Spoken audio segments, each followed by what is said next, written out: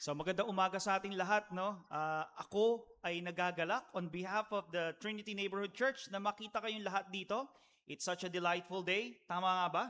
So after several days, actually 2 weeks of continuous torrential rains, nakita na natin sumikat si araw. So it's such a good thing. So I think a lot of us are already able to wash our clothes. Yung misis ko nakapaglaban na rin. So that's after 2 weeks. And it's a beautiful day. Not only because of the sun, but because it's a Sunday, right? It's something to be really grateful for. So before we begin, wag natin kalimutan, batiin yung mga celebrators natin. Si Caleb Palacio. Caleb, hello, are you here? Wala pa. All right. So happy birthday in advance at si Ate Cheche Soriano. Happy birthday in advance, Ate Cheche. Still na. Okay. And si Kuya Dading and Ate Jo. Okay. Mamaya na lang natin batiin. All right. And we have a visitor, si Miss Ellie Fernandez. Hello. Good morning to you. And hopefully this will not be, is this the first or the, okay. And hopefully it will not be the last. All right. So good morning. At please, batiin nyo naman ang inyong katabi. Happy Sunday. All right. That's good. That's really good. Okay. So wag kayong mahiya. Nabatiin. So I am encouraging everybody to please open your Bibles. If you have your devices, please open your Bibles to Psalms chapter 103. Babasahin natin ang verses 11 to 14 and 19. Ito gagawin natin. All of us are going to read. All right? All of us. I do think that your copies are ESV. Kung ang kopya mo ay English Standard Version, sabayan niyo ako magbasa out loud. Okay? Out loud. Babasahin natin. So, ulitin ko. Psalms chapter 103, verses 11 to 14. Then, tatalon tayo sa verse 19. Ulit. Psalms 103, verses 11 to 14. Okay, basahin natin sabay-sabay. English Standard Version. Let us start. 1, 2, 3, go. For as high as the heavens are above the earth, so great is his steadfast love toward those who fear him. Please read. As far as the east is from the west, so far does he remove our transgressions from us. Please read. As a father shows compassion to his children, so the Lord shows compassion to those who fear him. For he knows our frame. He remembers that we are dust. Verse 19. The Lord has established his throne in the heavens, and his kingdom rules over all. May tatlong bagay na tatlong katotohanan na makukuha natin dito, no? And things that we already know, but we cannot really appreciate that much. Ano yung tatlong theological truths na yun? First, God loves us. Right? Second, God forgives us. And then third, God is compassionate toward us. Tatlong bagay. Tanungin ko kayo, and come on, please be honest with yourselves. You know those things, right? Bata pa kayo, alam nyo na yan. But how deep is your appreciation of those three theological truths? Again, what are these three truths from the verses that we read? God loves us. God forgives us. God is compassionate toward us. You know those already. Pero baka naman nandito lang yon. How deep is your appreciation toward those things? Maaaring hindi ganong kalalim. Dito natin makikita kung gaano ka... I really appreciate the genius, the literary genius of David here. Bakit? I do think, alam na niya itong tatlong katotohanan na ito mula pa bata kasi pinalaki siya ng kanyang mga magulang using the scriptures. And yet, he wanted to have a deep, profound appreciation of these three truths. And you know what he did? He used metaphors. Tingnan natin. Let's look again at the verses using the lens of metaphors. Unang katotohanan, God loves us. Anong sabi niya sa verse 11? So great is his steadfast love toward those who fear him. For as high as the heavens are above the earth. Nakita niyo yung metaphor na yun? Nakatayo ka dito sa mundo. Tumingin ka sa langit. Gaano katindi yung distansya? Can you measure the distance from earth to heaven? Can you measure it? You cannot. It is immeasurable. We cannot measure that. I mean, space is infinite. So if you're going to be standing on earth and you look up towards the heavens, that is so wide, immeasurable. And that is the kind of love that God shows to us. So nakita nyo, from the statement, God loves us, to the metaphor, God loves us in a way that the distance is so immeasurable. Naramdaman nyo na kung gaano kabigat yung katotohanan ng God loves you, God loves us, right? Using the metaphor. And I appreciate David's literary genius here. Isa pang katotohanan. Ano yung pangalawang katotohanan? God forgives us. Ano yung metaphor na ginamit ni David here? Look here. As far as the east is from the west. If you go to the west, you will never be able to reach the east. If you go to the east, you will never be able to go to the west. And the more you go to the east, the farther away you go from the west. And the more you go to the west, the farther away you go to the east. Nag-gets niyo yung point? Hindi kailanman magkikita yon. In other words, again, infinite. The way how God forgives us and the way how He separates us from our sins. So, yung katotohanan na God forgives us, how much do you appreciate that? You add the metaphor. Do you now appreciate it? Do you now appreciate it? I hope so. I hope so. Lastly, ang sabi dito, yung pangatlong katotohanan, ano yung pangatlong katotohanan? He shows compassion to us. We already know that. But, ano yung metaphor na ginamit ni David? The way how a father shows compassion to his children. Now, a father, you don't have to push a father. You don't have to remind a father. You don't have to prompt a father to show compassion to his children. By virtue of his being a father, naturally, instinctively, he will show compassion. Just like what God does to us. So again, yung katotohanan, God shows compassion to us. Pero dagdag mo yung metaphor, just like how a father shows compassion. So naramdaman nyo na yung tatlong katotohanan. God loves us, God separates us from our sins, forgives us, and God shows compassion to us. And before we start with our, before we sing, ang sabi dito, not everyone, I think that the verses are clear. It is not to everyone that God shows compassion to. It is not everyone that God shows love to. Ano yung sabi dito? God shows love to those who fear Him. Andito yun, sa verse 11. And God shows, sa verse 14, God shows compassion to those who fear Him. Now, hindi lang ito yung takot na nanginginig na ka na parang meron ka nakitang isang masamang tao. No, it's not like that. The kind of fear here is awe. Dahil naramdaman mo yung pag-ibig niya, naramdaman mo yung compassion niya, that is the response that we have. And I hope that all of us would have that kind of disposition right now, that kind of fear, and that kind of worship. So we end with this one. The Lord has established His throne in the heavens, and His kingdom rules over all. So let us all pray. Heavenly Father, we are so grateful for today that we are alive, that we're able to worship You on a sunny day, and after several days, 2 weeks of continuous torrential rains, the sun is again up. It's such a beautiful day. It's such a beautiful thing that we're able to worship You together, and it's such an interesting and a delightful way that we are reminded from Psalms, from the genius that You gave to David, that You love us, that You separate us from our sins, that You forgive us, and that You show compassion to us.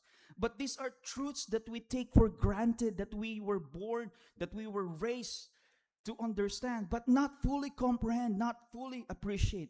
But because of the genius that You gave to David, that we're able to appreciate the profundity, the depth of these three theological truths through the use of metaphors. Thank You for giving us these words through Your servant David. Thank You that we have the Bible. Thank You that we are able to understand Your words because it's written in plain English, it's written in plain language that we can understand, and that You are able to open our eyes and hearts so that we will be able to fear you. The kind of fear that is necessary for worship this morning. The kind of fear that will really move us towards singing praises and uh, praying for you and also appreciating your grandeur. Oh God, thank you. Thank you very much.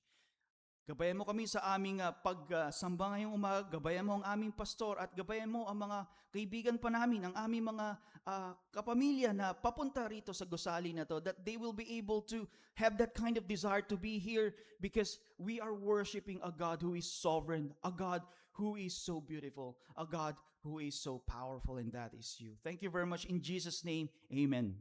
So let us all raise as we sing. Please stand up as we sing our first hymn, which is actually very much connected to what we just, shared a while ago. Before the throne of God above.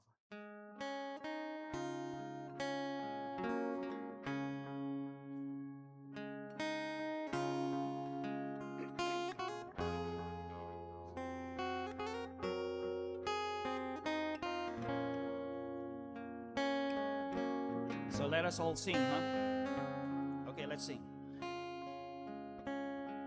Before the throne of God above, I have a strong and perfect plea, a great high priest whose name is love, whoever lives and pleads for me. My name is graven on his hands, my name is written on his heart.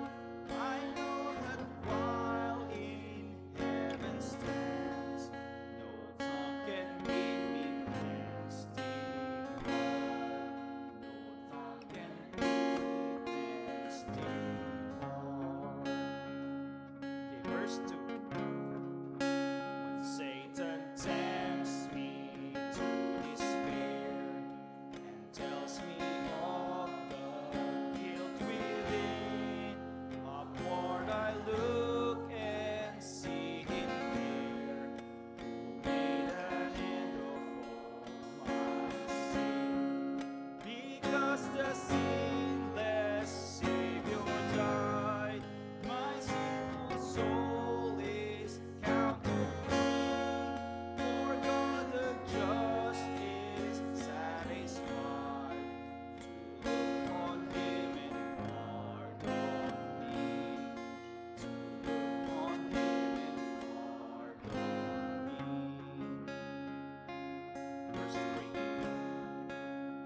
Behold him there, the risen Lamb, my perfect, spotless righteousness, the great unchangeable I am, the King of glory and of grace. In himself I cannot die, my soul is purchased by his blood, my life is hid with Christ on high, with Christ my Savior and my God, with Christ my Savior and my God.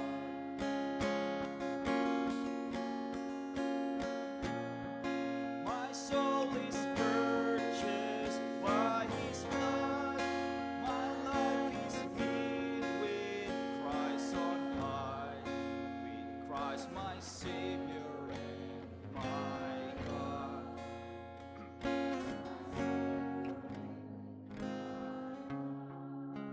Amen. Let us all be seated. How beautiful this statement, with Christ my Savior and my God. Other religions, actually you call someone God, but that God is so distant. It is actually Christianity in which the God that we worship, we can call my Savior and my God. Naramdaman niyo yan, we can call God my Savior and and my God. So, ramdam mo yung nearness niya. Ramdam mo yung lapit niya, yung kanyang nearness. Excuse me ha. So that is such a beautiful thing. And that is actually the most beautiful thing about Christianity. Sige, tayo ay magpatuloy. We are going to sing another hymn, the title of which is How Great Thou Art. May kita natin kung gaano ka tayo, gaano ka powerful, gaano ka sovereign itong ating Diyos na sinasamba ngayong umaga. So, How Great Thou Art.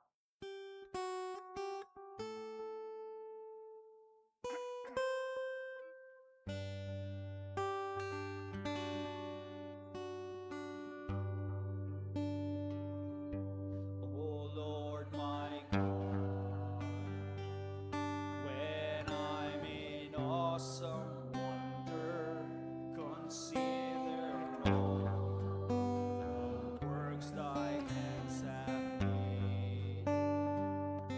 I see the stars, I hear the rolling thunder, thy art throughout the universe displayed. Let us sing all together. Then sings my soul, my Savior God, to thee.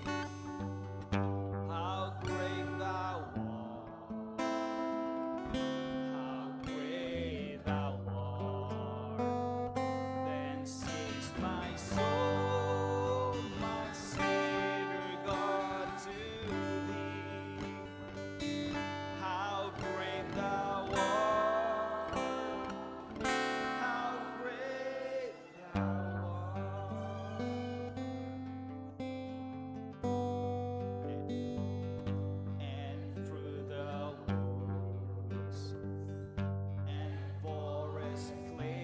I wonder and hear the birds sing sweetly in the trees.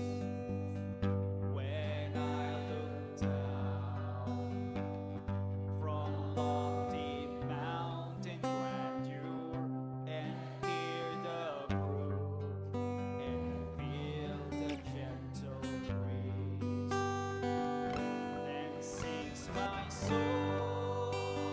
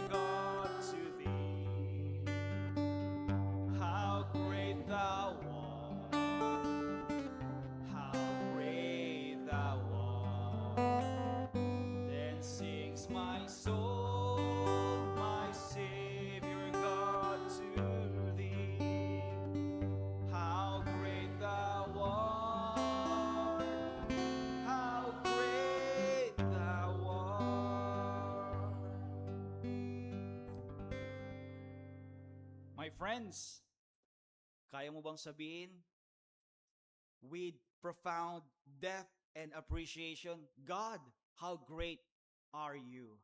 God, you are so great. Binasa natin, kinanta natin yung liriko. How will you be able to say that with much appreciation? Alalahanin natin ang kanyang nilikha, alalahanin natin ang ginawa ng kanyang anak sa krus para sa atin. And that is how we will be able to say with so much fervor and passion this morning on your seats that God, you truly are great. You truly are great. Kaya nga nag-end yung liriko, then I will be able to proclaim that you are truly great. So let us kindly request our ushers to disseminate the baskets for our offering. So alalahanin natin while the ushers are disseminating the baskets. We started a while ago with 3 truths that we might take for granted because we don't really understand how deep these 3 truths are: that God loves us, that God separates us from our sins, and that God shows compassion towards us. Now, once we appreciate these 3 theological truths, the proper response is worship. And once we start worshiping, one of the responses and expressions of worship is the giving of tithes and offerings.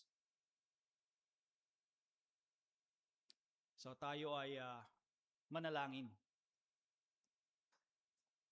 Oh God, we recognize that you are the source of all strength, that you are the source of all blessings, that you are the source of all intelligence that we have right now. And because of these things, we are able to work to provide for ourselves, and that we are able to work to provide for our families. Thank you very much, because without your grace, all of this wouldn't be done by us. Maraming salamat, Panginoon. We recognize that you love us, that you have forgiven us of our sins, and that you show compassion to us. And this tithes and offerings, we are giving back to you through our worship, our gratitude toward you, our sense of gratefulness. Maraming salamat, Panginoong Diyos. Naway maggamit ang mga malilikom na mga pera sa pagpapalaganap ng iyong kaharian dito sa lugar na ito at sa mga sustenance pa ng aming simbahan. Maraming salamat, in Jesus' name. Amen. So may we call on the scripture reader for this morning.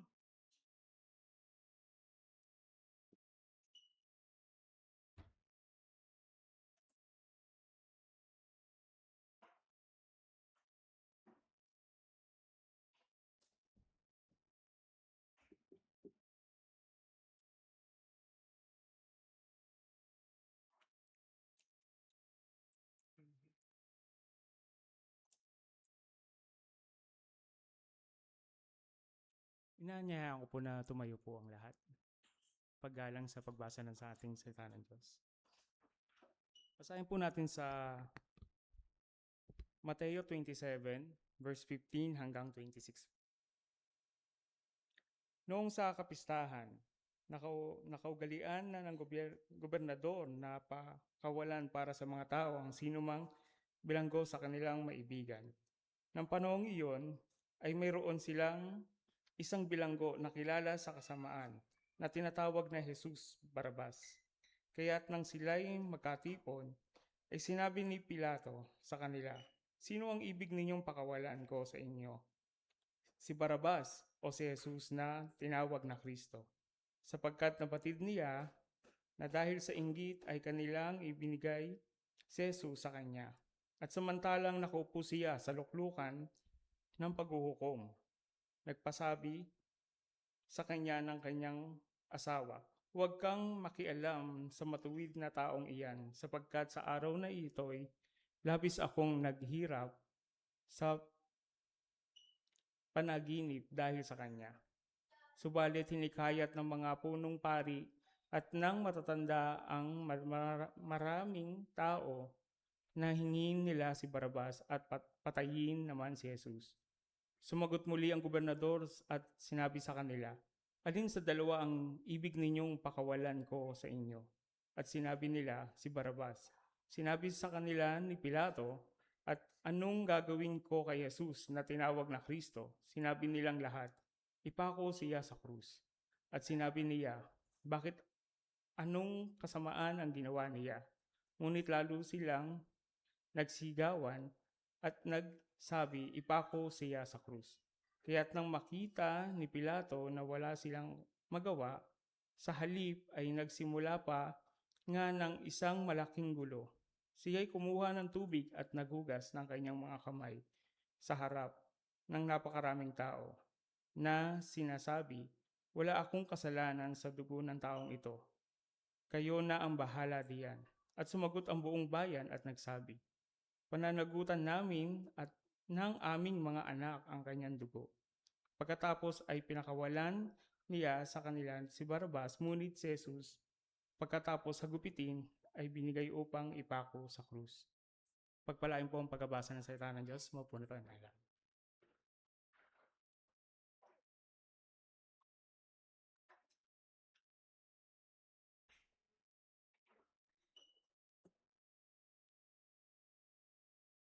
So our sense of worship is not only founded on saying thank you to God.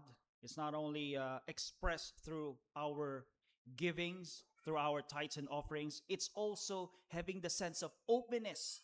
Sana handa na tayo makinig sa preaching na ibibigay sa atin ng pastor mamaya. So again, that's also a form of worship, that you are very much open and you are like an empty glass that is respectful of the preaching of the word, because it is from our God.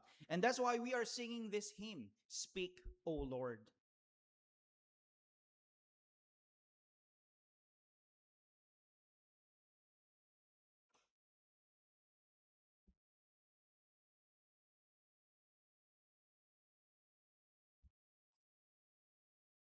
Okay, so hintayin lang natin si Maestro. "Speak, O Lord." Let us sing this one.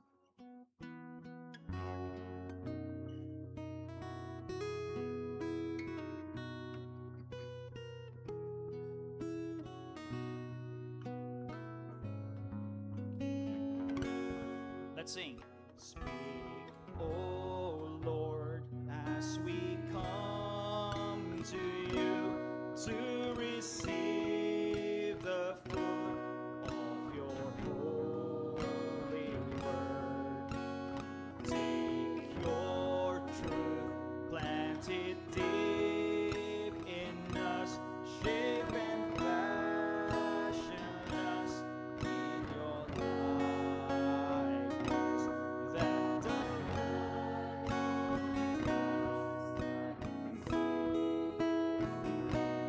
in our acts of love and our deeds of faith.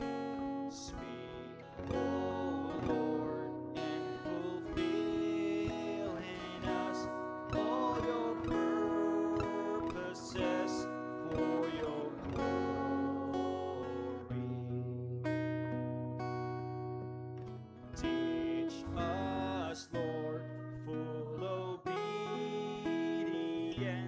holy reverence, true humility. Possess our thoughts and our attitudes in the radiance of your purity. Cause our faith to rise, cause our eyes to see your majestic love and authority. Words of power that can never fail, let their truth prevail over unbelief. Speak, O Lord, and renew our minds. Help us grasp the heights of your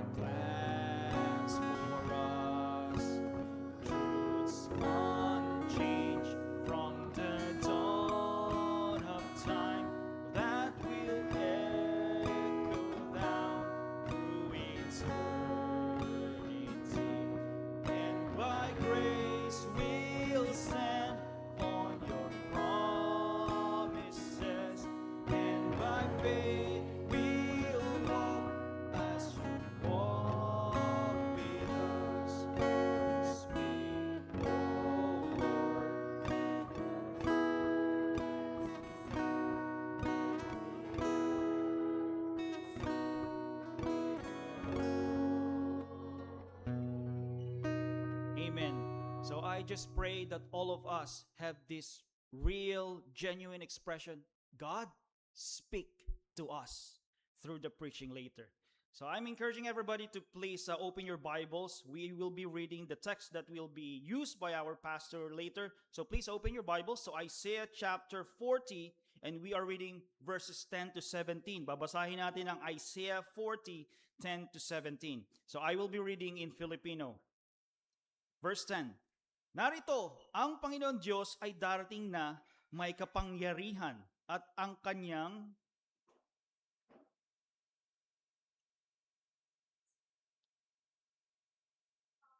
Okay, ulitin ko Verse 10. Narito ang Panginoon Diyos ay darating na may kapangyarihan at ang kanyang kamay ay mamumuno para sa kanya. Narito ang kanyang gantimpala ay dala niya at ang kanyang ganti ay nasa harapan niya. Kanyang pakakainin ng kanyang kawan na gaya ng pastol. Kanyang titipunin ang mga kordero sa kanyang bisig at dadalhin sila sa kanyang kandungan at maingat na papatnubayan iyong may mga anak. Verse 12. Sino ang tumakal ng tubig sa palad ng kanyang kamay at sumukat sa langit ng sa pamamagitan ng dangkal at nagsilid ng alabok ng lupa sa isang takal at tumimbang sa mga bundok sa mga timbangan at mga burol sa timbangan? Sinong pumatnubay sa espiritu ng Panginoon o bilang kanyang tagapayo ay nagturo sa kanya? Kanino siya humingi ng payo upang maliwanagan at nagturo sa kanya sa landas ng katarungan at nagturo sa kanya ng kaalaman at nagpakilala sa kanya ng daan ng pagkaunawa?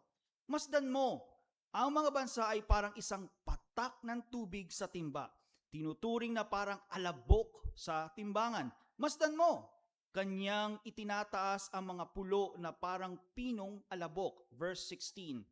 Ang Lebanon ay hindi sapat upang maging panggatong, ni ang mga hayop niyon ay sapat na handog na sinunog. Last verse. Lahat ng mga bansa ay parang walang anuman sa harap niya. Kanyang tinuturing ang mga ito na mas kulang pa sa wala at walang laman.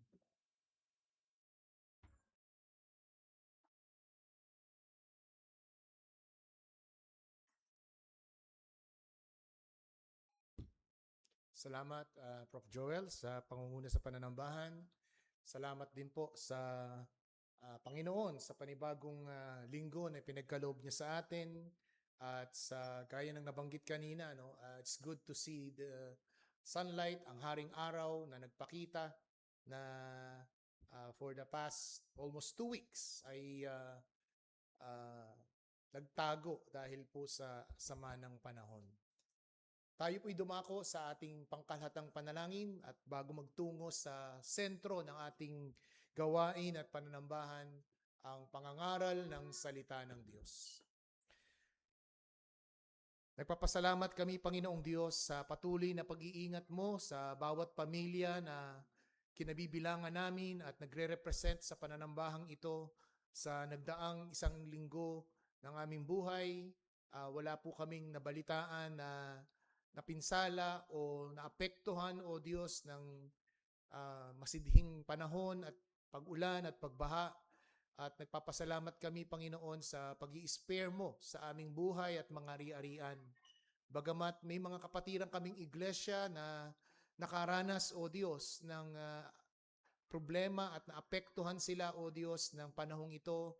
At ilalapit namin sila, Panginoon, sa panalangin mamaya at maging sa panalangin ito ang kapatirang iglesia sa Pampanga, sa Antipolo at sa Rodriguez Rizal.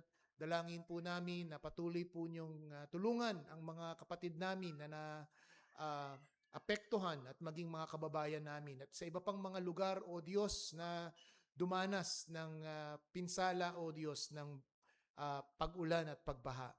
Panginoon, nagpapasalamat din kami sa mga pagdiriwang at kaarawan sa linggong ito. Si Caleb, O Diyos, sa isang bata na patuloy po naming hinihiling na patuloy siyang lumaki na may pagkatakot sa iyo sa pamamagitan ng paggabay ng kanyang ina na si Sister Cora. Ganon din, Panginoon, ang aming kapatid na si Sister Cheche. Nakikigala kami na sa linggong ito'y magdiriwang ng kanyang panibagong kaarawan. At last year lamang ay nagdiwang kami ng momentous birthday ng aming kapatid. At muli na namang pinagkalooban mo siya ng panibagong taon. Tunay nga na ikaw ang may akda ng buhay.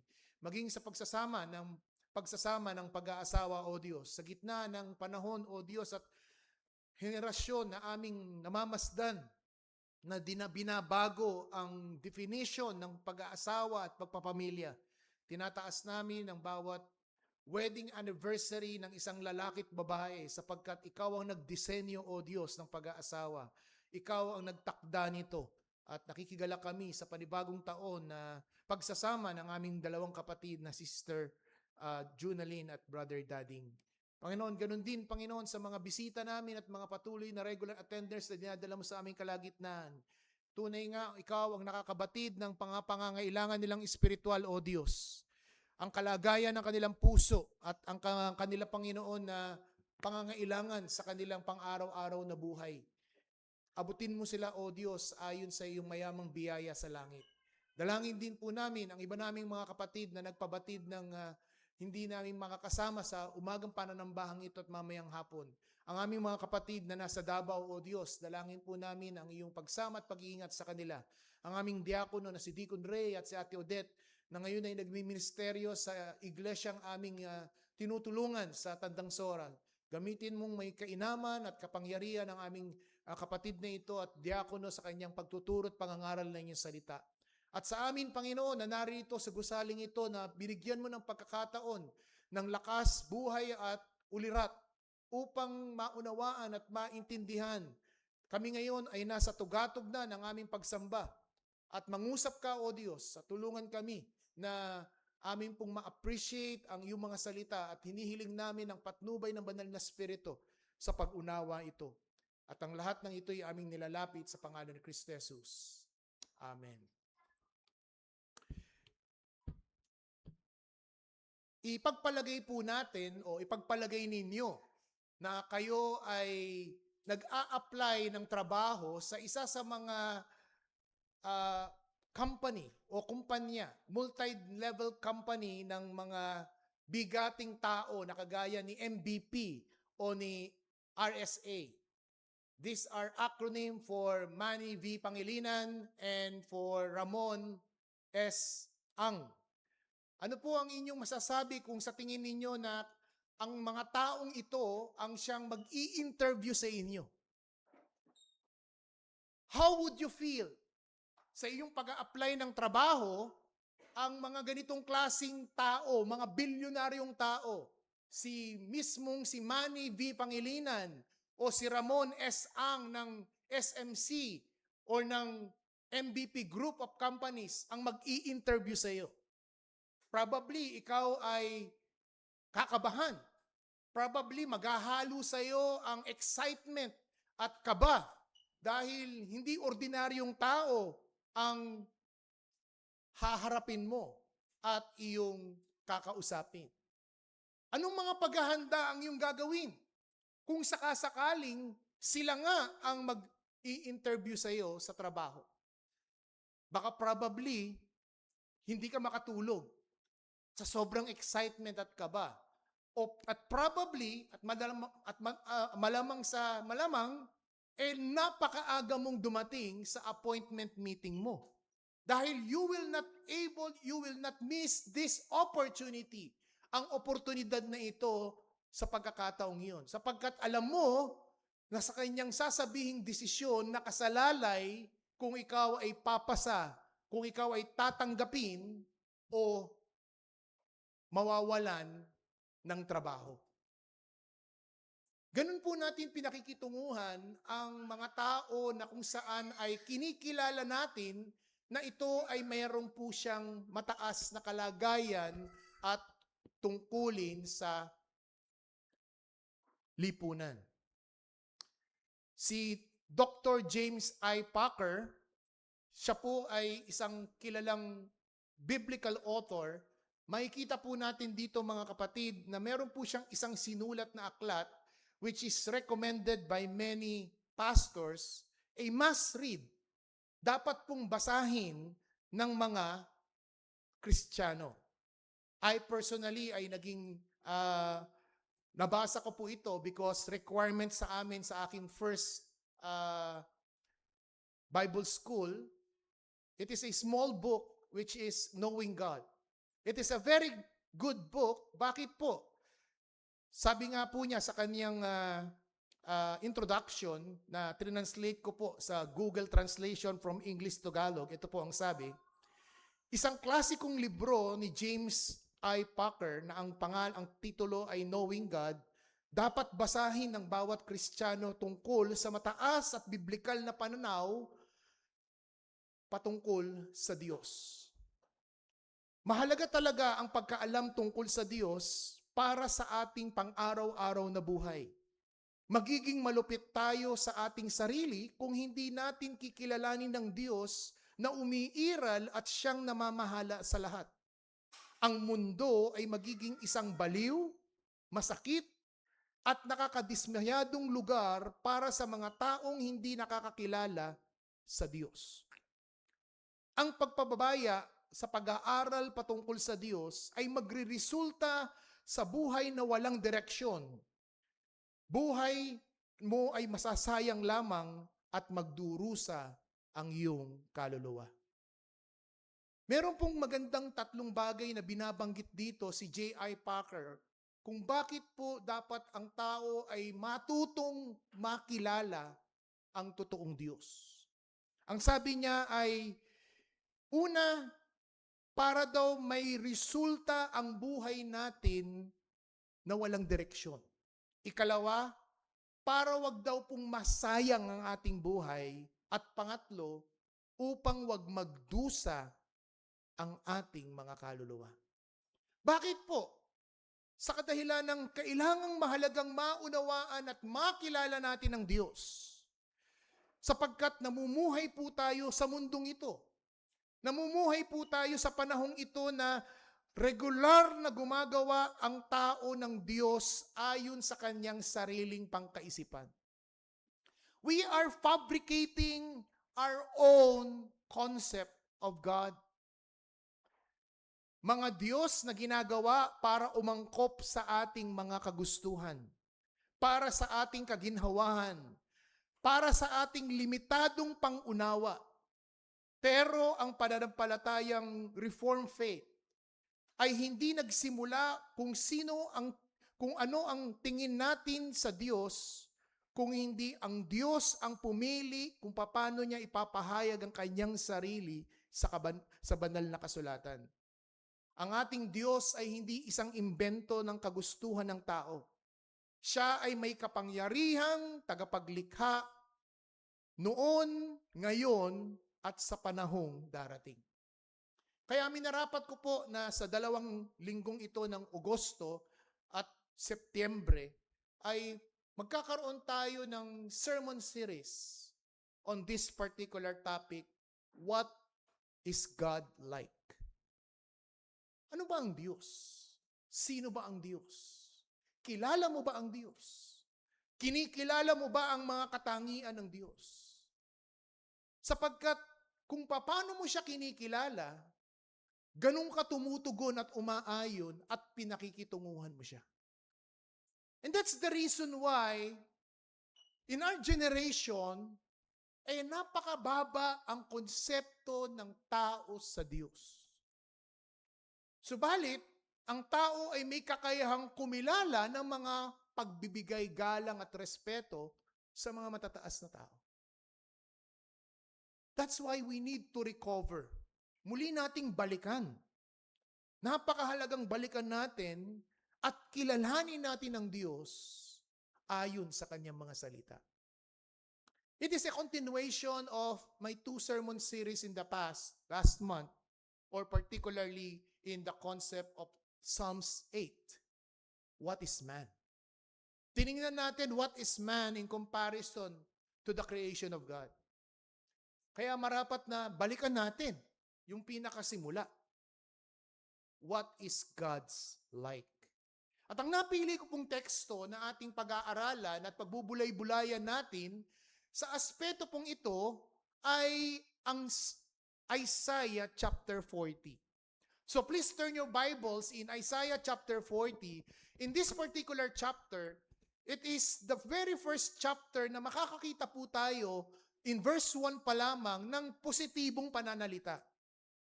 If you have your Bibles in chapter 40 of Isaiah, the first word that uttered in that particular chapter is the word comfort. Comfort, comfort my people, says your God. Speak tenderly to Jerusalem and cry to her. Bakit po ganito ang pambungad na pananalita dito po sa kabanatang 40? Alam niyo po kung bakit? Kasi the first 39 chapters, ang kabanata pong Isaiah 1 to Isaiah chapter 39, it is about a chapter about judgment and condemnation of the nation, Jerusalem or Israel. Pagdating po ng chapter 40, dito po nagsimula ng isang positibong pananalita si propeta Isaiah. Subalit, ang bansang Israel po, particularly ang Jerusalem, ang Southern Kingdom, ay nasa pangmamahala na or they were already in exile in Babylon. At dun sa Babylon, they will stay for 70 long years.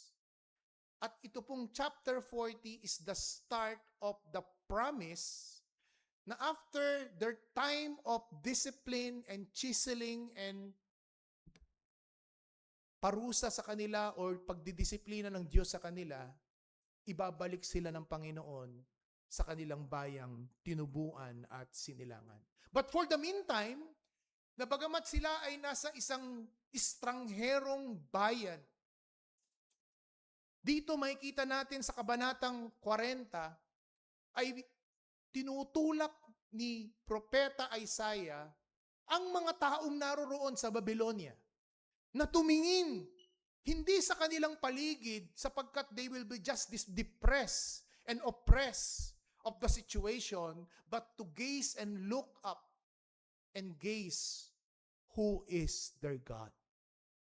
And that's the reason why in verse 9, meron pong panawagan. Sabi dito, pumunta kayo sa mataas na bundok, ang Zion, pakinggan ninyo ang mabuting balita. Itaas ninyo ang tinig na may kalakasan, O Jerusalem. Pagmasdan ninyo ang inyong Diyos. And then in verse 10, pagmasdan nyo ang inyong Diyos sa kanyang kapangyarihan, sa kanyang bisig na kanyang mga pamumuno. At dito sa verse 10 and 11, makikita po natin dito ang dalawang bagay patungkol sa Diyos.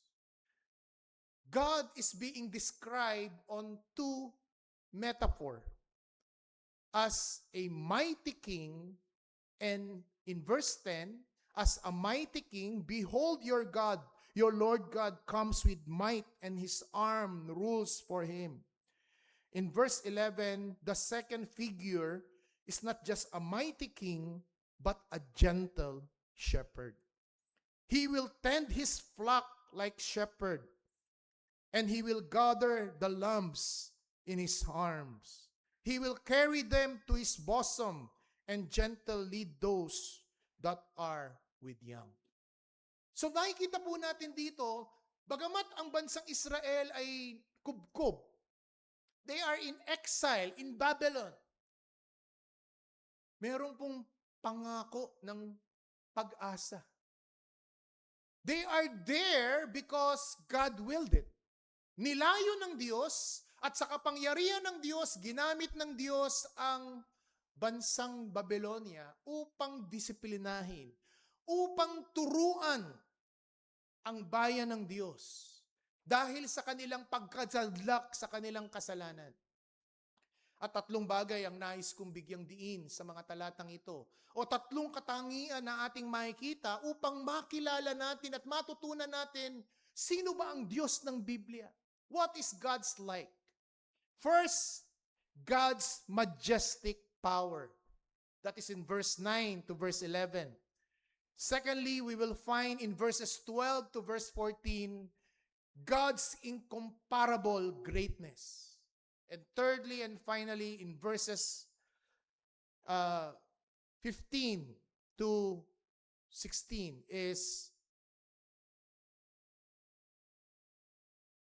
we will find God's supremacy, o 15 to 17, God's supremacy over nations. So dito natin makikita ang tatlong katangian ng Diyos. At this is just part 1 because Lord willing, verse 18 to 31 would be our next text next Sunday. As we continue, nakikilalanin natin ang totoong Diyos. Ang dapat na Diyos na ating makilala. Ang Diyos na dapat mong makilala at dapat mong katakutan kaysa sa gagawa ka ng iyong sariling Diyos sa ating kapanahunan. Tatlong bagay, the majestic power of God, the incomparable greatness of God, and thirdly, the supremacy over nation. God's supremacy over nation. Una, pansinin po natin ang God's majestic power. Gaya ng binanggit ko kanina rito, pinapakita po dito ni Propeta Isaiah, ang Diyos na kanyang tinutukoy ay isang mighty king in verse 10. Bagamat He rules with power, yet He is also tenderly carries His lambs. Nakikita po natin dito yung dalawang katangian ng isang Diyos. A mighty king and a gentle shepherd. There is duality in strength and compassion. God is a righteous and just king. And that's the reason why God's people is in Babylon. Because God is disciplining their sin. Pinarusahan sila. Dinidisiplina sila ng Diyos. At ano ang kasalanan ng bayan ng Diyos? Their widespread idolatry. Their repetitious Sabbath breaking. And their refusal to repent. Ito ang tatlong dahilan kung bakit hinayaan ng Diyos na sila ay malupig at dalhin sa Babylonia for 70 long years for this particular sin. Widespread idolatry, repetitious Sabbath breaking, and refusal to repent. Di ba parang sa panahon din natin ngayon? Hindi ba parang sa panahon din natin ngayon na ang tao o maging mga Kristiyano, itinatanggi niya na meron siyang iniidolo, tinatagong Diyos-Diyosan? Ano ba ang definition natin ng Diyos-Diyosan? Ito ay anumang bagay na humahadlang sa iyo at sa totoong Diyos. Siya ang iyong Diyos-Diyosan. Hindi kinakailangang imahin o figure or picture o larawan o ribulto. It may be something non-tangible. It could be your career. It could be your relationship. It could be your priceless possession. It could be your priceless treasure. Or it could be yourself, your pride. Ang lahat ng ito ay anyo ng Diyos-Diyosan. Di ba't sabi nga ni John Calvin, man's heart are full of idol factories. Ang puso daw po ng tao ay sadyang naglalaman ng sangkaterba't sangkatutak ng mga Diyos-Diyosan. At yung mga Diyos-Diyosan na yan, ang umaagaw kung bakit hindi ka nagbibigay ng wholehearted devotion, wholehearted commitment sa tunay na Diyos. Repetitious Sabbath breaking. Hindi ba't kadalasan nananaig sa atin ang katamaran? Lalong-lalo na kapag napagod ka ng Sabado ng hapon at gabi, o inabot ka na ng madaling araw ng linggo, at ikay magpapaliban, at ang lahat ng bagay nito ay mauuwi sa hindi pagsisisi. Pinapakita dito sa mga talatang ito, mga kapatid, in verse 11, verse 9 to 11, the mighty power of God.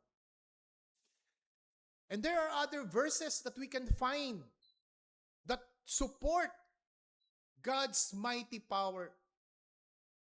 Job 42 verse 2, it says, I know that you can do all things, and that no purpose of yours can be thwarted.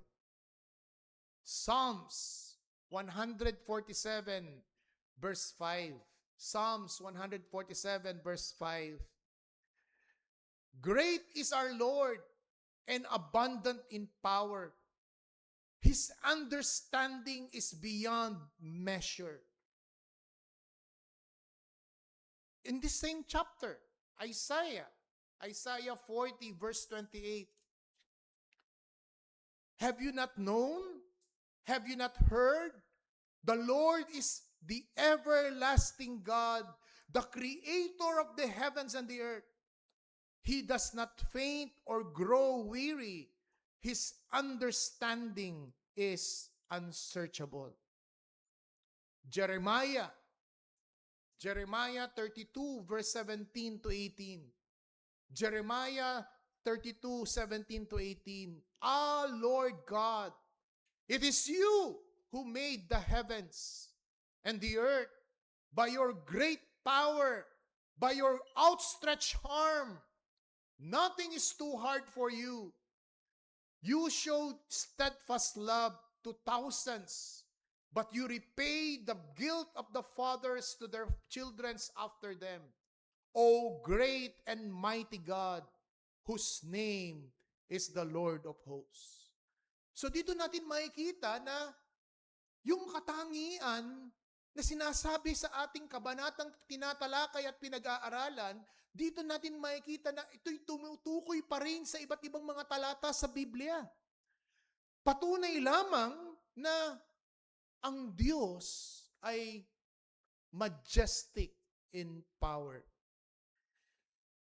In Ephesians 3:2, in Ephesians 3:20, ang sabi po sa atin, now to Him who is able to do far abundantly than all we ask or think, according to the power at work within us. All these verses are just example. Halimbawa lang po ito dun sa unang puntong tinutukoy natin. Ito po'y halimbawa lamang sa marami pang mga talata na tumutukoy at nagtuturo patungkol sa Diyos na dapat mong makilala. Siya ay majestic in power. Ikalawa, hindi lamang natin makikita rito that God has a majestic in power. But secondly, as we go back to Isaiah chapter 40, particularly in verse 12 to 14, we will see the second characteristic description about God. God, what is God like? Hindi lamang He has a majestic power, but secondly, it has a incomparable greatness. Hindi maikukumpara, hindi maitatangging kadakilaan ng Diyos. Look at the text again. And inayos ni Isaiah ito sa pamamagitan ng isang rhetorical questions. When we say rhetorical questions, he is addressing a questions that need to be not to be answered. Na very obvious ang sagot. Very obvious ang sagot dun sa kanyang katanungan. And let us look in verses 12 to 14, these rhetorical questions.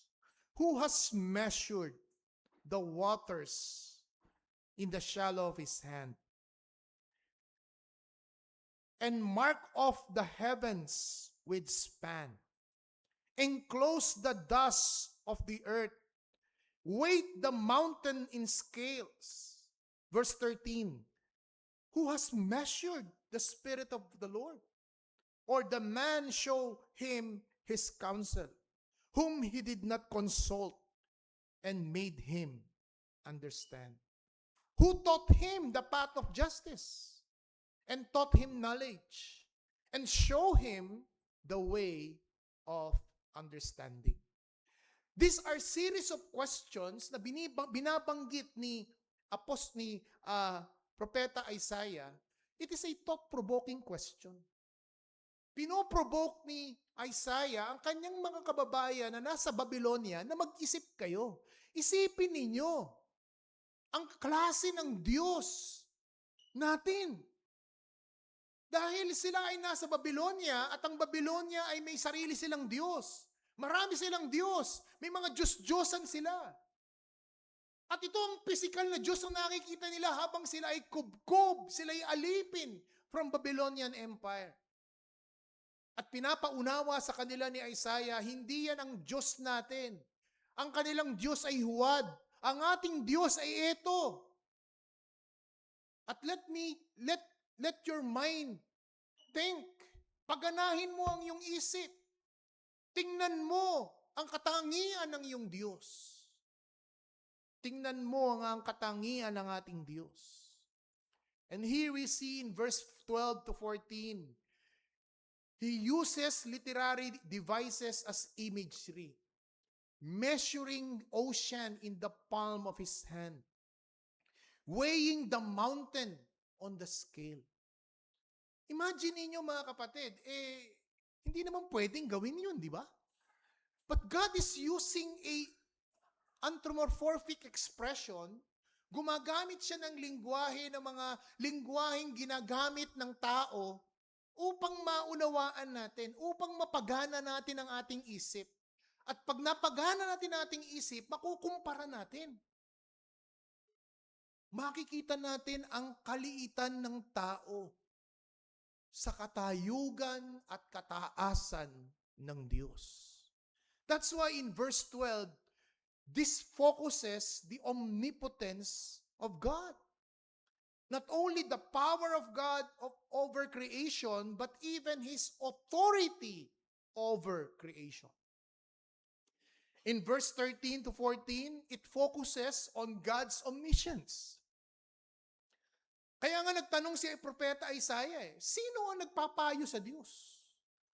Sino ang nagbibigay ng counsel? We have great men in the world. We have made great men in history. But all such great men have secret advisors. Pero sa Diyos, sino? Sino ang nagpapayo sa Diyos? Sino ang nagturo sa Kanya para sa daan ng hustisya? Sino ang nagturo sa Kanya sa kaalaman? Sino nagpakita sa Kanya ng way of understanding? All of these questions leads to the answers of none except God alone.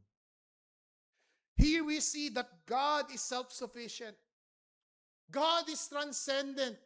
God is infinite in wisdom and not dependent on counselor. Sa mga pananalita ni Propeta Isaiah dito, pilit niyang pinaiisip sa kanyang mga kababayan na nasa Babylonia, it confronts their human arrogance and remind them of their creatureliness. Kanina binasa sa atin ng ating tagapanguna sa pananambahan ang Psalms 103. Muntik nang gamitin yung gagawin ko illustration. Let's go to Psalms 104. Turn your Bibles in Psalms 104. Pinapalagay po dito na ang Psalms 104 ay sulat din ni David. Bakit po? Kasi sa Psalms 103, makikita natin dyan, Bless the Lord, O my soul, of David. You see? If you have your Bibles, makikita nyo. Pero pagdating po sa Psalms 104, wala po yung binanggit, inattribute kung kanino. But many Bible scholars and commentators would agree it is a continuation of Psalms 103. Because of the wording, Bless the Lord, O my soul. So, pinapalagay po na ang Psalms 104, si David pa rin ang sumulat nito kahit hindi binanggit. So let's assume si David po ang sumulat na ito. Alam niyo po itong buong kabanata o buong Psalm 104 ay mga talata na that is a sermon series as well. it is a sermon series of a different nature. And Lord willing, sa mga darating na susunod na buwan, ay dito po natin pag-aaralan ito, probably. Pero sinasabi po natin dito, ang Psalms 104 ay isa sa mga salmo na nagpapakita ng kanyang kadakilaan as a creator, as a sustainer, as a sovereign God over all creature. That is the theme of Psalm 104. Follow me as we are going to have a brief summary of the Psalm 104. From verse 1 to verse 4, pansinin po natin, you clothe with splendor and majesty, covering yourself with light as with garments stretching out of heaven like tent. He lays the beam of his chambers on the water. He makes the cloud his chariot. He rides the wings of wind. He makes his messenger wind, his minister a flame fire. These are descriptions. Imagine you the expanse of the heavens. Anong sabi sa text? Like a tent. Come on, have you come to think of it? The expanse of the heavens. Yung binanggit sa ating kaninang tagapanguna, from east to west. Yung lawak niyan. Pero sa Diyos, anong sabi? It's just like a tent. Pagpalagay na natin yung tent natin, ito, 17 meters. Or, mali, 7 by 8 meters. 11 by 8 meters. Ito pong worship hall natin. Kung gagawin nating tent ito, assuming ito'y 11 by 10, 11 by 8 meters. Yun po yung sinasabi sa text. That's already the expanse of the heavens. That's how great is God. Verse 1 to verse 4, God's majestic creation. Verse 5 to verse 9, God's power over the earth. Look at verse 5. He sets the earth on its foundation so that it should never be moved. He covered it with deep as with garment. The water stood above the mountain. Verse 8, the mountain rose, the valley sunk down, and the place that you appointed for them. Verse 9, He sets boundary that they may not pass, so that they may not again cover the earth. Pinapakita po dito that the waters are covered by the earth and God rebukes them and fled. He sets boundary for seas. I made some research. Namangha din po ako. Nakita ko sa YouTube and you could check it. Na yung Atlantic Ocean at yung Pacific Ocean, hindi ho naghahalo. Sa mga seaman dito, kung nakapunta po kayo doon, ma-identify ninyo, o nasa Atlantic Ocean tayo at mag-cross border na tayo ng Pacific Ocean. Makikita po nyo, light and dark blue na dagat. At sila po, yun po yung pinaka-division. Ito ang Atlantic Ocean at ito ang Pacific Ocean. At kitang-kita mo yun. Kitang-kita mo yun na yung merong parang line na hindi sila nag-o-overlap. Sino gumawa nun? Ang sabi ng talata, it is God. Ang Diyos ang nag-set, Pacific Ocean, diyan ka lang. Hanggang dito ka lang. Have you come to think of it? Lahat ng mga tubig sa bundok na rumaragasa sa ating mga ilog at sa ating ilog pupunta sa dagat, and yet ang dagat hindi napupuno.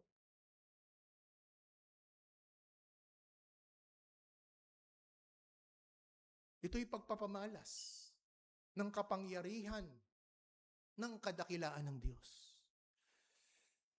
In verse 10 to verse 18 of Psalms 104, we will see here the provision for creation.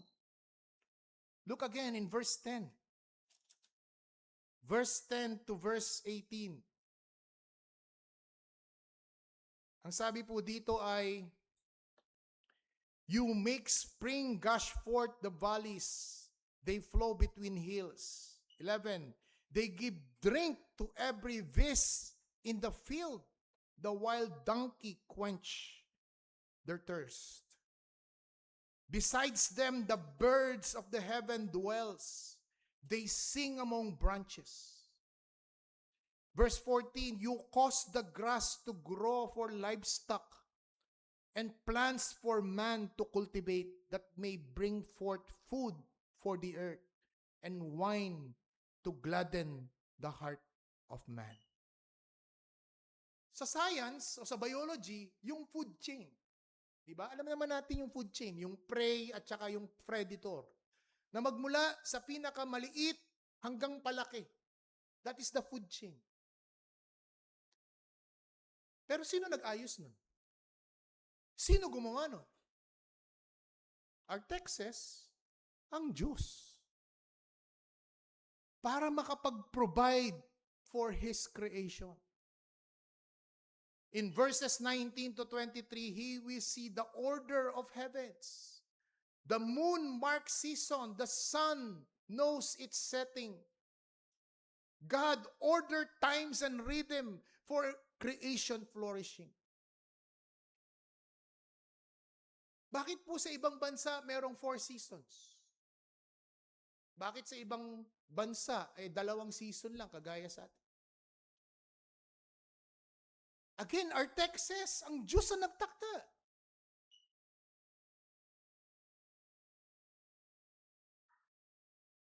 Verse 24 to 26, here we see God's wisdom on the sea.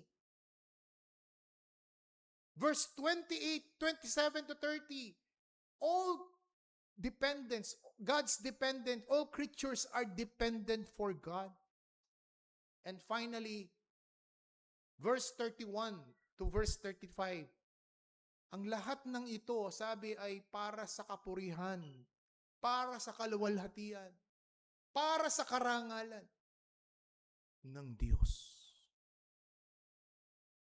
Kaya nga kung pagdudugtug-dugtungin mo, if you are just connect the dots, nabubuhay ka ngayon dahil may nagsusustain sa'yo, mga magulang mo, pinoprovide ang pangangailangan mo, pero kung dudugtug-dugtungin mo lahat babalik at babalik sa Diyos eh. And yet, paano mo pinakikitunguhan ng Diyos? Paano mo pinaparangalan ng Diyos? Paano mo binibigyang galang ang Diyos? Minsan, tratuhin natin ng Diyos parang gas station. Pag mababa na yung ating gauge fuel, magkakarga tayo. O di kaya pagtataas na uli. Like this coming Tuesday.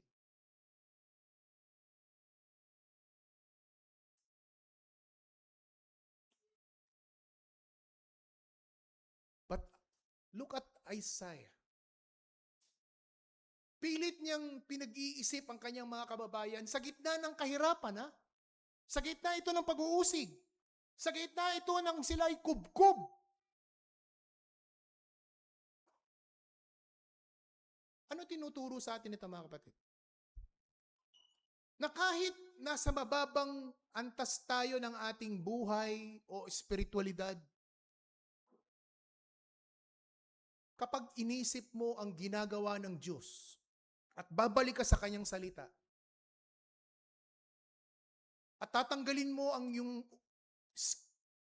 focus sa iyong sarili, iiwan mo ang iyong kalagayang pangsarili, magmamagnify ang Diyos, lalaki ang Diyos, sapagkat mababago yung focus mo yung attention mo. And that is the problem of many of people right now, or many Christian right now. Naturally, ayaw natin ng sufferings. Ayaw natin ng tribulations and trials. Iniiwasan natin yan. In fact, ipinapanalangin nga natin na wag. Pero bakit dumadanas pa rin tayo? Bakit dumadaan pa rin tayo sa valley of shadow of death, of suffering, of trial? Just like God's people, hinayaan ng Diyos. Hindi dahil sa malupit ang Diyos, kung hindi soberano ang Diyos. Mas marunong ang Diyos kaysa sa atin. And He allows these suffering, tribulations, even sickness, even death. Dahil paraan niya ito to refine us, to purify us, to discipline us in such situation. Thirdly and lastly, pinakilala dito ni Propeta Isaiah, hindi lamang the majestic power of God, not only the incomparable greatness of God, but thirdly and finally, as we go back to our text, Isaiah chapter 40, verse 15 to 17, God's supremacy over nations. God's supremacy over nation. Verse 15, behold, nations are like drop from a bucket, and are accounted as dust on the scale. Behold, it takes up coastline like fine dust. Lebanon would not suffice for fuel, nor its beast enough for burnt offering. All the nations are nothing before him. They are accounted by him less than nothing and emptiness. Sa ngayon, ang mga third world at second world countries, they look up to first world countries. At una na dyan ay ang Amerika at Inglaterra. These are superpowers sa kinikilala, tinitingala ng mga secondary and tertiary nations. Kung ano ang kanilang sabihin, makapangyarihan ang kanilang sinasabi, ay kaya nilang impluwensyahan, mapasunod. But look at our text. Our text says, these powerful nations. In fact, verse 17, all the nations. Look at the text again. All the nations are as nothing before him. Nations are described as a drop of bucket. Sa 2 linggo ng pag-ulan sa ating kalagayan, gaya ng karanasan namin, baka tumutulo na yung mga slab at yung mga bubong ninyo. At nagsasahod kayo. That is the figure here. A drop of bucket. Isang gapatak na patak lamang sa isang timba ang mga bansang ito. Lebanon, binanggit po ang Lebanon dito because during that time, ang Lebanon ang kinikilala pong forest ranges where these are multiplying, yet they are insufficient, worthy of sacrifice. Ialay pa raw daw lahat yung mga hayop na yan dito sa forest range sa Lebanon. Hindi pa rin sapat sa paghandog sa Diyos. Nations before him are nothing. Look at these following verses as patunay at supporting verses. Psalms 22. Psalms 22 verse 28.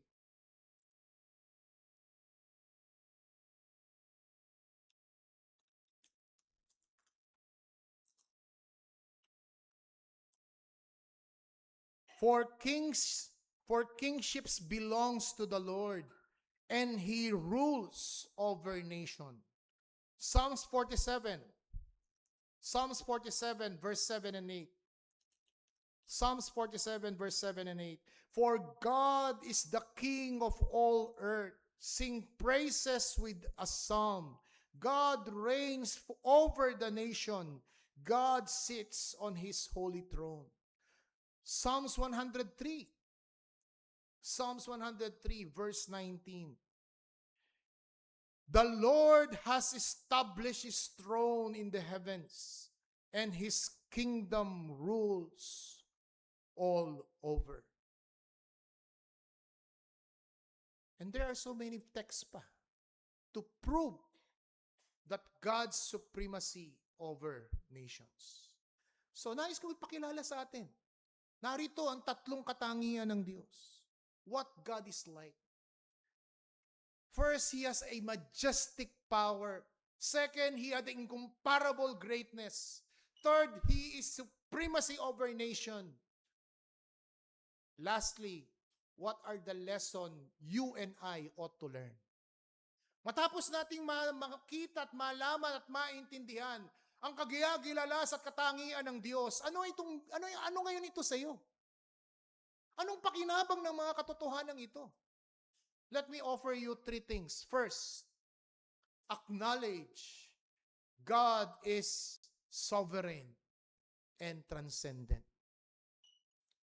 Kailangan mong kilalanin ang katayugan at kataasan at ang pagiging soberano ng Diyos. Hindi mo pwedeng itanggihan sa mga talatang binanggit natin dito. Maitatanggi mo ba yan kay Propeta Isaiah? Maiko-contest mo ba itong kanyang mga sinabi patungkol sa katangian ng Diyos? Sa mga talatang binanggit natin na ating binuklat? Ito'y patunay that He rules over creation and history. His wisdom and power are beyond measure. He is the ruler of the sky, seas, nation of the world, and He sustains every creature in this world. Kaya nga, in-outline natin yung Psalms 104 eh. Balikan ninyo, pag-aralan nyo mamaya, basahin nyo mamaya, kung hindi kayo kumbinsido. And this would lead us to recognition of a creator-creature relationship. Ang mga talatang ito ang mag-uudyok at magkukumbinsi sa iyo na siya ang manlilikha at ikaw ay isang nilikha lamang. We must go back to this distinction. Creator-creature relationship. Why? Kapag tinanggal mo sa equation ng creator, you will live your life by your own. Mamumuhay ka ng iyong sarili nang wala kang pakialam. Ito yung sinasabi ni Dr. James I. Packer na kung wala kang tamang pag-unawa sa Diyos, mapapariwara ang buhay mo. Masasayang ang buhay mo. Mapapahamak ang buhay mo. At higit sa lahat, mapapariwara ang kaluluwa mo. Di ba yung pinag-aralan natin doon sa topic na what is man? The concept of relativism. What is true to you is not true to me. And what is true to me may not be true to you. Maggalangan na lang tayo. Sa pasimula, parang okay, di ba? Pero kung wala tayong absolute truth, absolute standard of morality, ito na lang pag-usapan natin. Pag-usapan natin, ano ba talaga ang Diyos? Sino ba talaga ang Diyos? Kung paiiralin natin ang relativism dito, walang mangyayari sa atin dito. May Diyos ka, may Diyos ako. Mauuwi tayo saan? Polytheism. Tanging ang Biblia ang nagbibigay ng direksyon, ng gabay.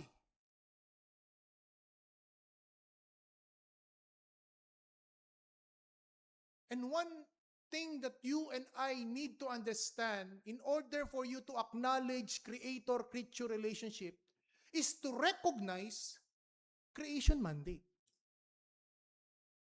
Ang unang-unang ebidensya, kaibigan at mga kapatid, na kinikilala mong siya ang manlilikha at ikaw ay nilikha, iginagalang mo yung kanyang Christian creation mandate.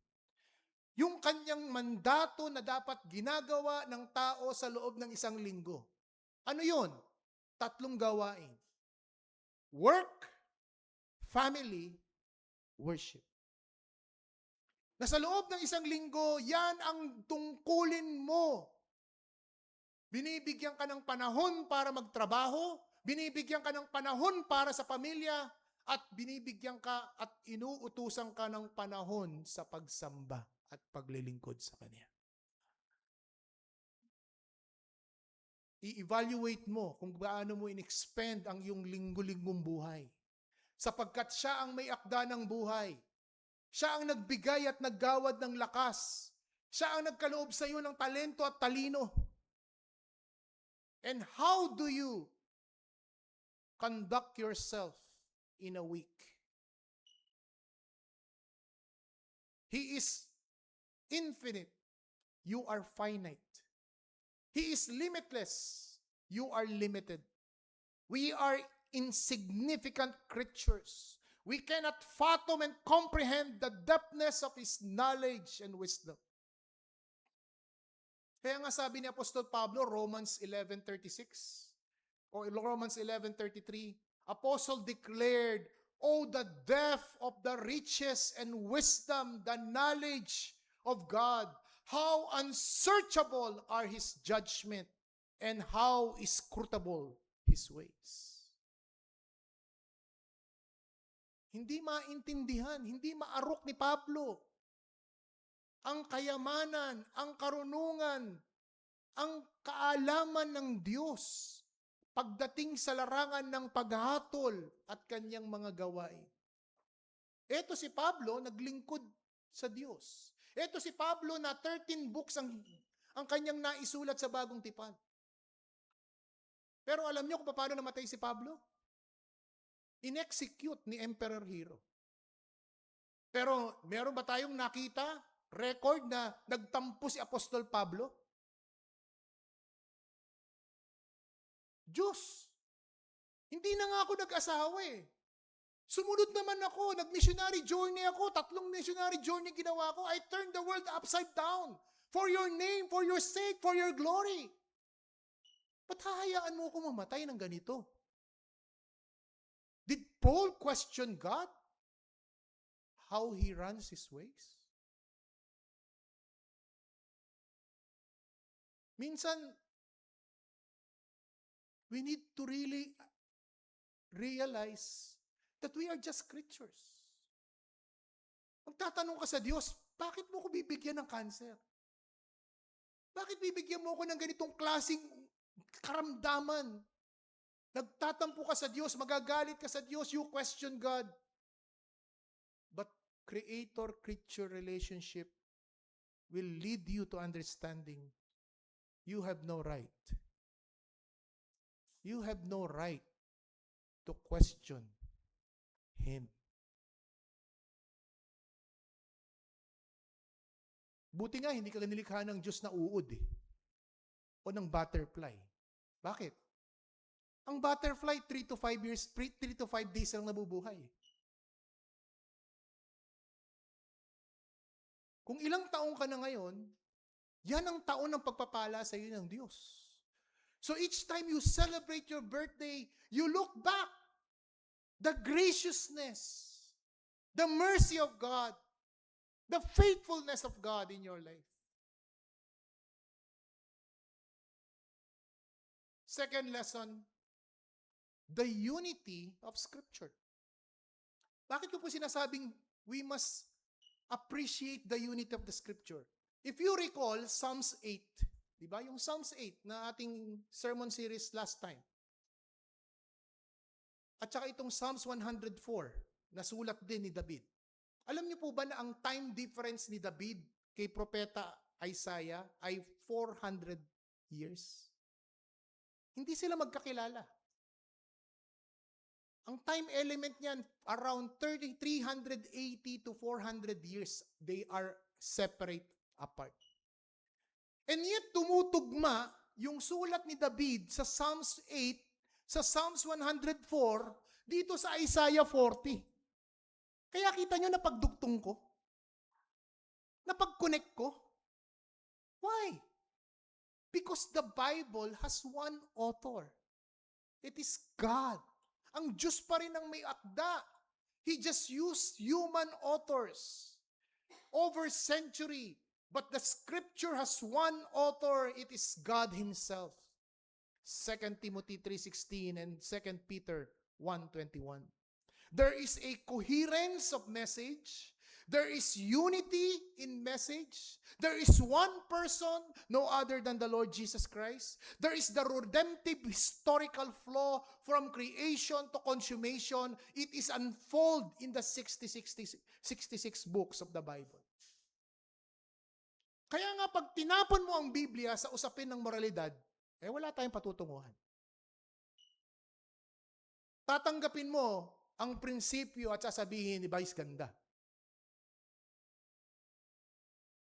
Na ayaw nilang kilalanin ang 1 Corinthians 6:9 to 11 na ang mga mandarambong, mga sinungaling, ang mga sumasamba sa Diyos-Diyosan, ang mga binabae at bakla ay hindi magmamana sa langit. O talaga, bongga. Kung meron kung ang mga bakla ay talaga sa impyerno, di may pageant na doon. That's because you have abandoned the authority and the sufficiency of Scripture. Thirdly and last lesson, our God who is almighty, yet also a shepherd, is revealed, is in fact our Lord Jesus Christ. The mighty King and the gentle shepherd na binabanggit dito sa Isaiah 40, verse 10 and 11, pagdating sa bagong tipan, ni-reveal, He is our shepherd. John 10:11, He is our good shepherd. Hebrews 13:21 to 20 to 21, He is our great shepherd. 1 Peter 5:4, He is our chief shepherd. Tatlong adjective, tatlong katangian kung sino ang ang pastol na ito. A good shepherd, a great shepherd, a chief shepherd. It is all in one person.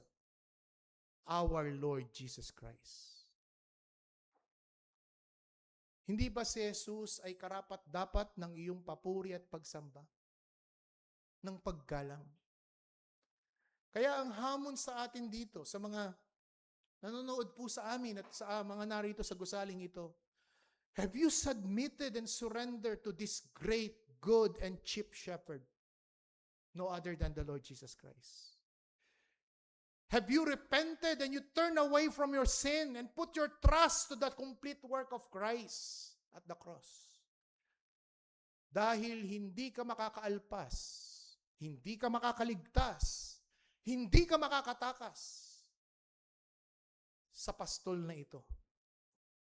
He is our good shepherd. He is our great shepherd. He is our chief shepherd. Tayo'y manalangin.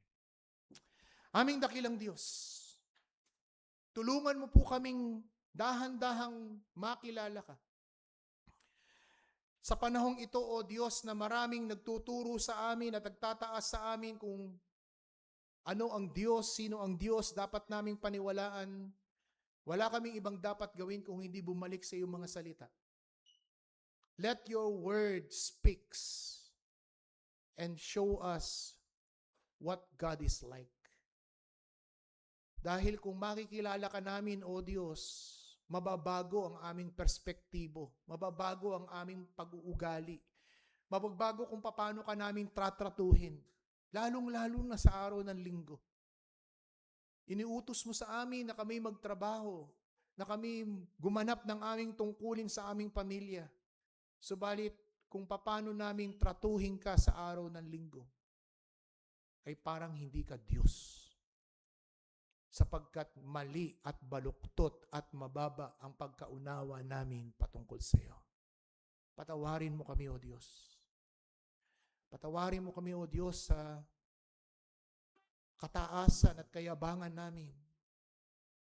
Patawarin mo kami, Panginoon, sa hindi namin pagpapahalaga kung sino ka sa aming buhay. Sa mundong ito, sa iyong nilikha. Madalas kaming makalimot kung sino ka at kung nasaan kami at kung saan dapat kami lumugar. Kaya nawa sa pag-aaral na ito, O Diyos, may we reform our minds, our hearts, how we treat you, how we worship you, how we give thanks and praise you. At nawa ang lahat ng ito'y mauwi sa aming realization that we are sinners and we need a Savior. We need a shepherd. And that is no other than the Lord Jesus Christ, who is our good, great, and our chief shepherd. In Christ's name we pray. Amen.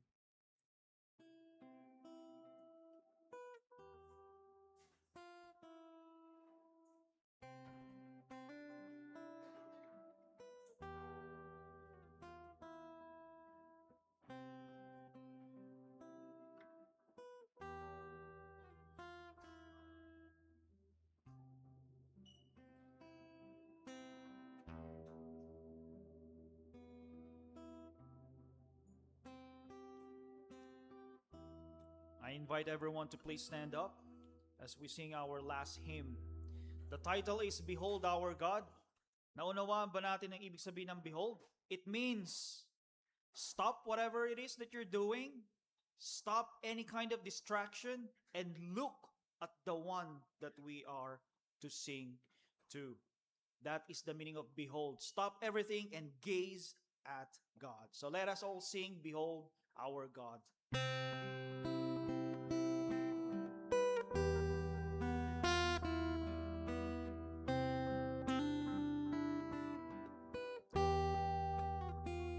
Let's sing.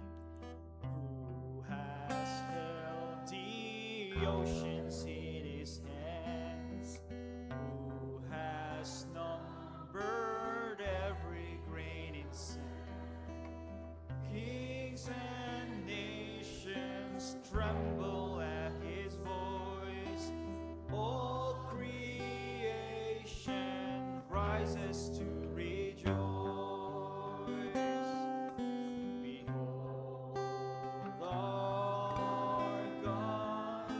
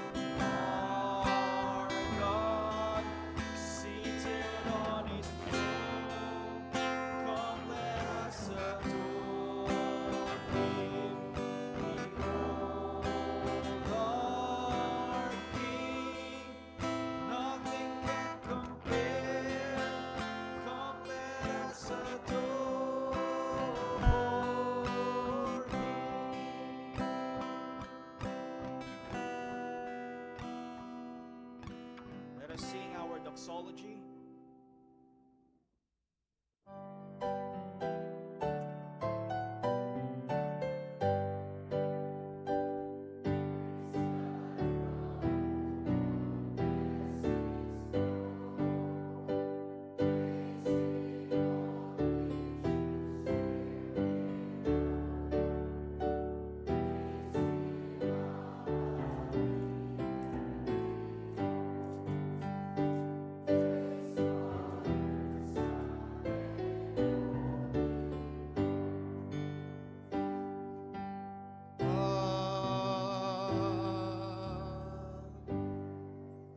Ngayon, ang Diyos ang kapayapaan ang bumuhay mula sa mga patay sa ating Panginoong Kristo, ang dakilang pastol ng mga tupa, sa pamamagitan ng dugo na walang tipan, ang walang hanggang tipan.